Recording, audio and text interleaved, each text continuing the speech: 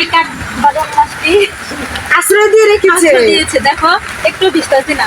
কাঠবাদাম আশ্রয় দিয়ে রেখেছে, নিরাপদে আমরা দাঁড়িয়ে আছি। আর খালি মাঠে অনেক ভিজেছি। আর আমাদের দুই বোনের বরকাটি কেমন হয়েছে? আমাদের দুই বোনের এই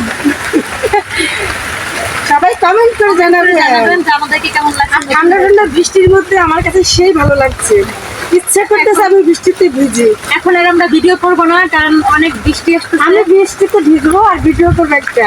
এখন আমরা বাসায় চলে যাব, কারণ এমনিতেই ঠান্ডা, এমনিতেই জ্বর। আমার কাছে কিন্তু অনেক ভালো লাগছে। দেখো পুরো কাঠবাদাম আর এই আবহাওয়াতে সেই লাগছে। তো চলো, যাওয়ার সময় একটা শহীদ মিনার দেখলাম, তো ভাবলাম একটা জাতীয় সঙ্গীত গেয়ে যাই। তোমার সোনার বাংলা, আমি তোমায় ভালোবাসি,